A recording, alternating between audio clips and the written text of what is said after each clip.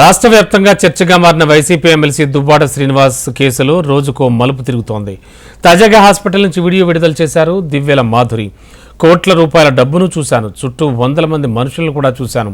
మనుషుల్లో మానవత్వం ఒకటే ఉంటుందనుకున్నాను, కానీ మనుషుల్లో మోసం మాత్రమే ఉంటుందని తెలుసుకున్నాను. అందుకే ఇలా ఒంటరిగా మిగిలిపోయానంటూ ఆమె ఓ వీడియోను విడుదల చేశారు.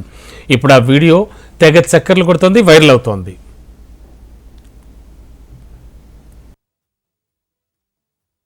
కోట్ల రూపాయల డబ్బులు చూశాను, నా చుట్టూ వందల మందిని చూశాను.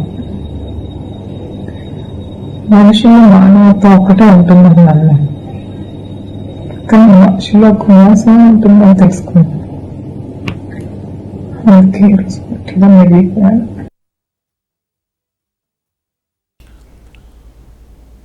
ఇదిలా ఉంటే దివ్యల మాధురిపై కేసు నమోదు చేశారు పోలీసులు. ఆదివారం పలాస జాతీయ రహదారిపై దివ్యల మాధురికి ప్రమాదం జరిగింది. ఈ యాక్సిడెంట్లో మాధురి కారు నుజ్జునుజ్జయింది. అయితే తను కావాలనే ఆత్మహత్యాయత్నంలో భాగంగా యాక్సిడెంట్ చేశానని, తనకు ఎలాంటి చికిత్స అవసరం లేదంటూ ఆసుపత్రిలో మాధురి నానా హంగామా చేసింది. కానీ నెగ్లిజెన్స్తో పాటు ఇతరుల ప్రాణాలకు హాని కలిగించే విధంగా వ్యవహరించారంటూ చట్ట ప్రకారం ఆమెపై కేసు నమోదు చేశారు పోలీసులు. నూతన భారతీయ న్యాయ సంహిత సెక్షన్ 125 ప్రకారం దివ్యల మాధురిపై కేసు నమోదైంది. టెక్కెలిలో వైసీపీ ఎమ్మెల్సీ దువ్వాడ శ్రీనివాస్ కుటుంబంలో వివాదానికి దివ్యల మాధురి సెంటర్ పాయింట్గా మారారు. దువ్వాడ ఇంటి దగ్గర గత 5 రోజులుగా భార్య కూతుళ్లు ఆందోళన చేస్తున్నారు.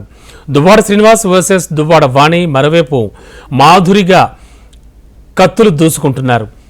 ఈ సమయంలో మాధురి రోడ్డు ప్రమాదానికి గురి కావడం సంచలనంగా మారింది.